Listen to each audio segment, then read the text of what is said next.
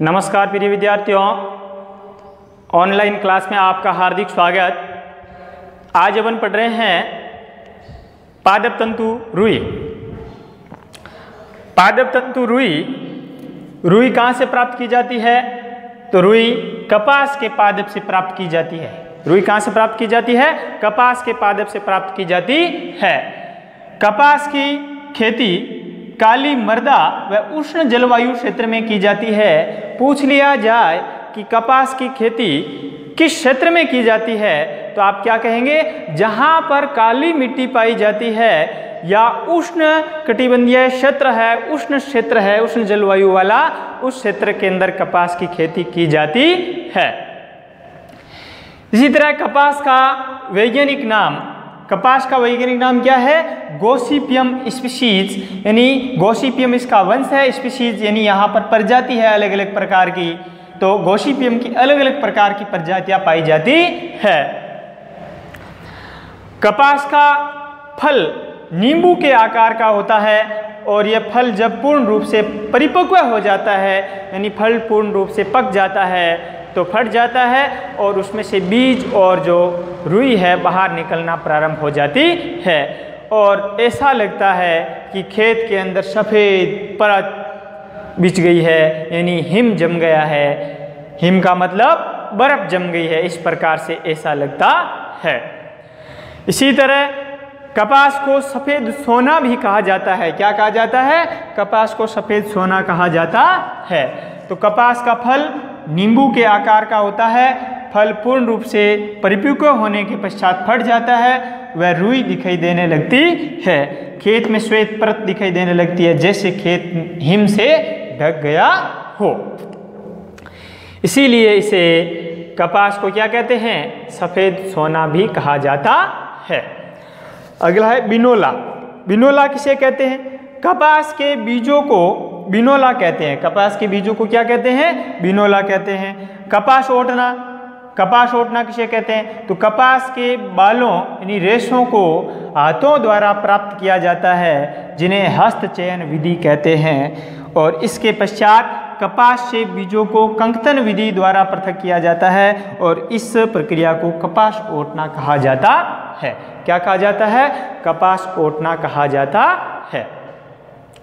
तो देखिए, इसमें कई प्रकार के प्रश्न बनते हैं। एक तो ये प्रश्न बन गया कि रुई है कहाँ से प्राप्त की जाती है, किस पादप से प्राप्त की जाती है? तो क्या बताएंगे? कपास के पादप से। दूसरा प्रश्न ये बन गया कि कपास है किस क्षेत्र में उगाया जाता है, यानी कपास की खेती कहाँ की जाती है? तो आप क्या बताएंगे?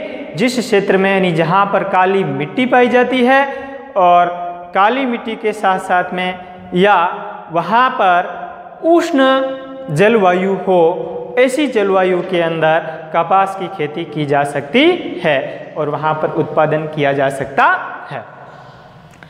तीसरा प्रकार का प्रश्न बनता है कि सफ़ेद सोना किसे कहते हैं? तो कपास की खेती को सफ़ेद सोना कहते हैं, कपास को। इसी तरह चौथा प्रश्न बन गया कि कपास का वैज्ञानिक नाम क्या है? तो आप क्या बताएंगे? Gossypium species. वैज्ञानिक नाम क्या है? Gossypium species. अगला प्रश्न बन गया कि कपास कहाँ से प्राप्त की जाती है, कैसे प्राप्त होता है? तो आप क्या बताएंगे कि कपास जो रुई है वो कपास के पादप पर प्राप्त की जाती है, यानी कपास के पादप जब बड़ा होता है तो वहाँ पर नींबू के आकार का फल लगता है। कैसे फल लगते हैं? नींबू के आकार के फल लगते हैं। कैसे फल लगते हैं? नींबू के आकार के। और ये फल जब पूर्ण रूप से परिपक्व हो जाता है तो फल है फट जाता है और उसके अंदर रुई और जो बीज होते हैं वो दिखाई देते हैं। अगला बिनोला किसे कहते हैं? प्रश्न बन गया। तो बिनोला किसे कहते हैं? क्या बताएंगे? यानी कपास के बीजों को क्या कहते हैं? बिनोला कहते हैं। और बिनोला का उपयोग कहाँ किया जाता है? बताइए, कहाँ किया जाता है? हाँ, कपास के जो बीज होता है उसका उपयोग खल बनाने में किया जाता है। आपने जब घरों के अंदर पशुओं को देने के लिए खल लाते हैं तो देखा होगा उस पर लिखा होता है शुद्ध बिनोला खल। क्या लिखा होता है? शुद्ध बिनोला खल। यानी खल किससे बनाई जाती है? कपास के बीज बनाई जाती है। इसी तरह उसे बिनोला कहते हैं कपास के बीज को। इसी तरह कपास ओटना किसे कहते हैं, तो कपास ओटना किसे कहते हैं, यानी कपास से यानी रुई और बीज को क्या किया जाता है, अलग अलग किया जाता है, और अलग अलग करने की जो विधि है वो कंकतन विधि के द्वारा अलग किया जाता है, और इस विधि से अलग करते हैं तो इसे बोलते हैं कपास ओटना। क्या कहते हैं, कपास ओटना। अगला है रुई का उपयोग। रुई का उपयोग, रुई का उपयोग, रुई का उपयोग कहाँ किया जाता है, बताइए रुई कहाँ काम में लेते हैं, तो रुई का उपयोग रजाई बनाने में लेते हैं, और क्या बनाने में लेते हैं, तकिया बनाने में।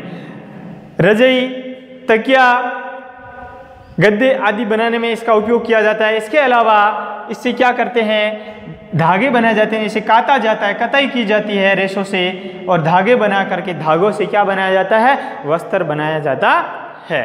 अगला है जूट व पटसन। अगला कौन सा है, जूट व पटसन। तो इसको आप स्क्रीनशॉट लेकर के जो आपकी अभ्यास पुस्तिका है उस अभ्यास पुस्तिका के अंदर लिखेंगे, स्क्रीनशॉट ले सकते हैं। पटसन, जूट, तो जूट है ये पटसन के पादप से प्राप्त की जाती है, यानी पटसन की खेती की जाती है भारत में वर्षा ऋतु में की जाती है। कब की जाती है, वर्षा ऋतु के अंदर खेती की जाती है। और ये भारत के कई क्षेत्रों में करते हैं, कई राज्यों में करते हैं। पश्चिम बंगाल है, असम है, और कहाँ करते हैं, पश्चिम बंगाल, असम और बिहार में इसकी प्रमुख रूप से खेती की जाती है। जूट है वो प्राप्त कैसे करते हैं, पटसन के पादप से तंतु कैसे प्राप्त करते हैं, यानी सर्वप्रथम इसे बीज को बोते हैं, यानी पटसन को उगा लेते हैं, तो पटसन की खेती की जाती है।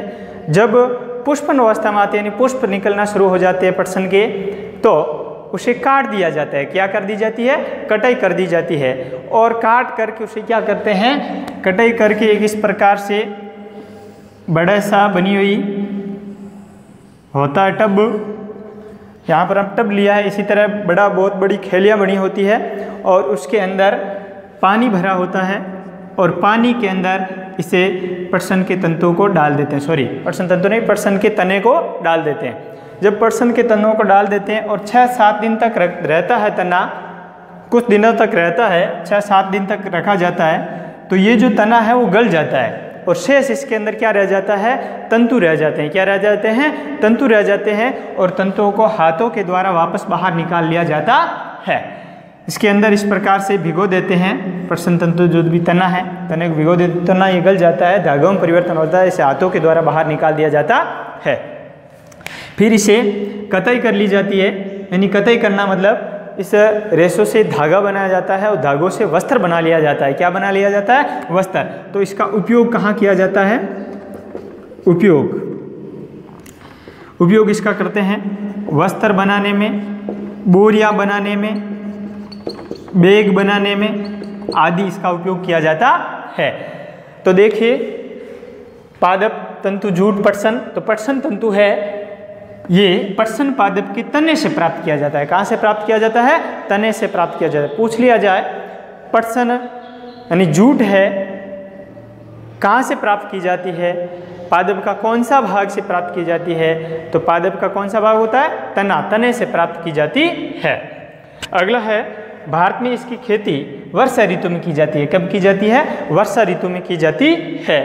इसी तरह भारत में पटसन की खेती प्रमुख रूप से पश्चिम बंगाल, बिहार और असम में की जाती है।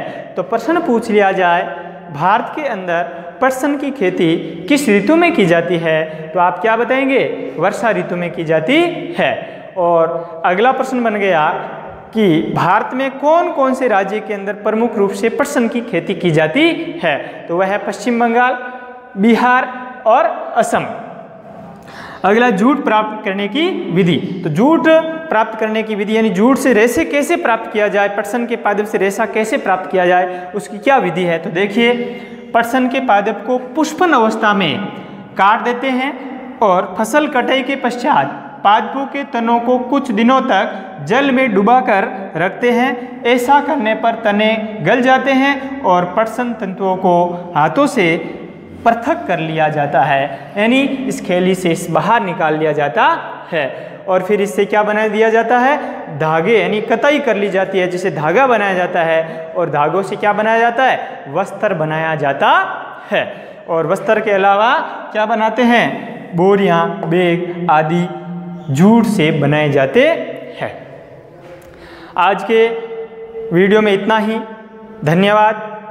चैनल को अधिक से अधिक सब्सक्राइब, शेयर और वीडियो को लाइक कीजिए, कमेंट्स भी कीजिए टॉपिक से संबंधित, और बेल आइकन को दबाना न भूलें ताकि आने वाले दिनों में जो भी वीडियो आपको अपलोड किया जाएगा उसका समय पर नोटिफिकेशन प्राप्त हो सके।